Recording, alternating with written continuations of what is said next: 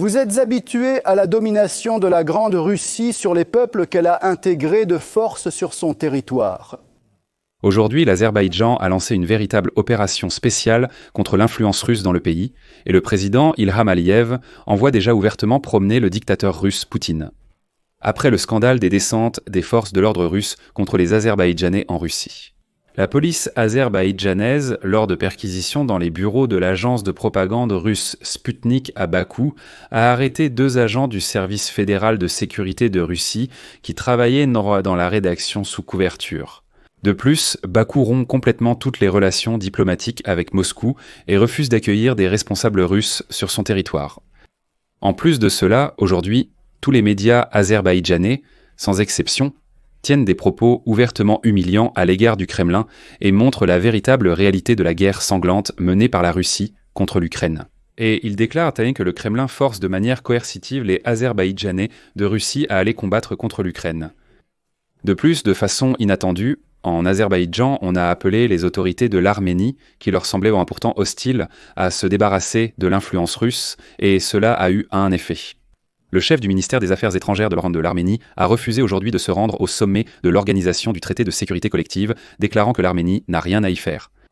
Dans l'ensemble, la rhétorique de Bakou aujourd'hui se résume probablement à une seule phrase. L'Azerbaïdjan est désormais une puissance régionale forte, et la Russie, quelle qu'elle soit, doit se taire et ne pas s'immiscer dans les affaires de l'Azerbaïdjan. Et Bakou peut se permettre une telle rhétorique, car il est tout de même soutenu par la Turquie. Je m'appelle Alexei Petchi. Aujourd'hui, nous sommes le 30 juin. Discutons ensemble de ce sujet en détail, car il y a vraiment de quoi en parler. Mais avant de commencer, je vous demande de vous abonner à cette chaîne, de mettre un like, d'écrire n'importe quel commentaire, et surtout de vous abonner à ma chaîne Telegram. Le lien se trouve dans la description de cette vidéo. Là-bas, nous publions des nouvelles en temps réel dès qu'elles arrivent. Alors, l'Azerbaïdjan a sérieusement commencé à s'opposer à l'influence russe à l'intérieur du pays. Et je vais commencer cette émission en vous montrant quelques bulletins d'information diffusés sur les principales chaînes de télévision azerbaïdjanaises, afin de vous transmettre l'attitude générale des Azerbaïdjanais envers la Russie. Pour vous donner immédiatement le contexte, je rappelle brièvement qu'en Russie, le 27 juin lors d'un raid, les forces de l'ordre russe ont arrêté 50 personnes sous prétexte de vérifier leur implication dans des meurtres commis entre 2001 et 2011. 2 des personnes arrêtées sont décédées, il s'agit des frères Goussein et Ziadine Safarov. Beaucoup d'autres présentent des traces de coups. Et voilà que l'Azerbaïdjan a exigé une enquête et, en réponse, a annulé la visite de la délégation parlementaire en Russie, ainsi que tous les événements culturels. Mais ce n'était que le début, car en Azerbaïdjan, ces raids ont été qualifiés de systématiques et ouvertement racistes, affirmant que la Russie s'était délibérément engagée dans des purges ethniques. Eh bien, j'ai parlé plus en détail de ce scandale hier dans cette émission. N'hésitez pas à aller sur ma chaîne YouTube et à regarder pour être pleinement au courant de ce qui se passe entre l'Azerbaïdjan et la Russie. Je veux donc dire que c'est tout simplement incroyable à quel point l'Azerbaïdjan relève la tête et renforce ses positions sur fond d'affaiblissement de la Russie et de l'Iran. Et je vais aussi vous montrer à quel point la position politique à Bakou est sensée. Donc je vais vous présenter quelques reportages des principales chaînes de télévision locales. Le premier reportage est consacré à la guerre de la Russie contre l'Ukraine et aux rafles russes tues contre les migrants qui sont envoyés au combat pour compenser les pertes en effectifs. Je vais expliquer ici. À Bakou, on est convaincu que toutes ces rafles contre les Azerbaïdjanais sont en réalité uniquement destinées à les envoyer de force combattre contre l'Ukraine.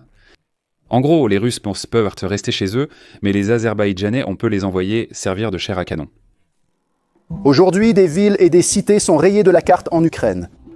Aujourd'hui, les villes ukrainiennes sont effacées de la surface de la terre, le pays subit un véritable génocide, et le peuple ukrainien traverse l'une des pires crises humanitaires. Mais maintenant, les ressources humaines s'épuisent, et la Russie envoie des migrants au combat. Leurs familles et leurs proches sont menacés, battus et même tués, comme la famille Safarov. Mais ceux qui partent à la guerre ne reçoivent même pas de compensation. Mais dans le prochain reportage, la télévision azerbaïdjanaise déclare ouvertement qu'en Russie, l'année 1937 est revenue avec des répressions, un génocide et une dictature totale. Naoulou Janat Poutine, Qu'est-ce qui se passe, monsieur Poutine? Vous êtes si préoccupé par la transformation de l'Azerbaïdjan en une puissante puissance régionale. Nous comprenons, vous êtes habitué à la domination de la soi-disant Grande Russie sur les peuples qui y ont été rattachés par la force. Et à l'époque de la Russie tsariste, et pendant l'union des républiques socialistes soviétiques, le peuple russe était la nation dominante en Orient, tandis que les Azerbaïdjanais, les Ouzbeks, les Kazakhs, les Kirghizes, les Turkmènes et d'autres étaient toujours considérés comme secondaires. Et aujourd'hui, votre façon de penser n'a-t-elle pas changé? De la même manière que Staline, par le biais du commissariat du peuple aux affaires intérieures, éliminait tous ceux qui levaient la tête, aujourd'hui Poutine détruit et élimine tous ceux qui réclament leurs droits, par le biais de l'Otriad Mobilny Osobogo Naznachenia. On dit qu'aujourd'hui c'est comme en 1937. Mais est-ce que le Kremlin officiel, et en particulier le président Vladimir Poutine, comprennent qu'on n'est pas en 1937, mais en 2025 ? Et les États qui faisaient autrefois partie de l'Union soviétique sont indépendants depuis plus de 30 ans. Est-ce que Poutine comprend que rien n'est oublié dans l'histoire? Les États qui faisaient autrefois partie de l'Union sont également indépendants depuis plus de 30 ans. Mais la troisième émission à la télévision azerbaïdjanaise m'a franchement surpris, car dans celle-ci, les Azerbaïdjanais appellent ouvertement les autorités arméniennes à enfin se libérer de l'influence russe que Moscou impose, à travers ce qu'on appelle l'Église orthodoxe. Les fanatiques religieux, l'oligarque Samvel Karapetyan et les anciens présidents Karachan et Sarkisyan ont reçu des signaux de Moscou si le gouvernement arménien devait faire face à la menace d'un encerclement de la part de l'Église soutenue par la Russie et des forces radicales qui se rassemblent autour d'elle. Et si Pachinian ne sort pas vainqueur de cet affrontement brutal, il ne sera plus nécessaire de suivre les prochaines élections parlementaires en Arménie. Et après ce reportage, je vais tout de suite souligner un fait assez intéressant. Le ministre des Affaires étrangères de l'Arménie, Ararat Mirzoyan, a déclaré qu'il ne participerait pas à la réunion du Conseil des ministres des Affaires étrangères de l'Organisation du traité de sécurité collective, c'est-à-dire l'Organisation du traité de sécurité collective qui se tient aujourd'hui, le 30 juin, au Kirghizistan. Au lieu de cela, Mirzoyan tient une conférence de presse avec la haute représentante de l'Union européenne pour les affaires étrangères et la politique de sécurité, Kaja Kallas. Mais les autorités azerbaïdjanaises ne s'arrêtent pas là et ont commencé à débarrasser leur pays également des agents russes qui y sont profondément enracinés. Tout d'abord, l'Azerbaïdjan a refusé d'accueillir le vice-premier ministre russe Alexei Averchuk en raison de la rafle contre les représentants de sa diaspora à Ekaterinbourg, au cours de laquelle, je le rappelle, des dizaines de personnes ont été arrêtées et 2 sont mortes. De son côté, le ministère de la Culture d'Azerbaïdjan a annoncé l'annulation de tous les événements conjoints avec la Fédération de Russie prévus dans la République, y compris les concerts, les festivals, les spectacles, les expositions, etc. Peu importe qui en est l'organisateur. De plus, pour la même raison, une délégation parlementaire d'Azerbaïdjan dirigée par le premier vice-président Ali Akhmedov a annulé sa visite en Russie.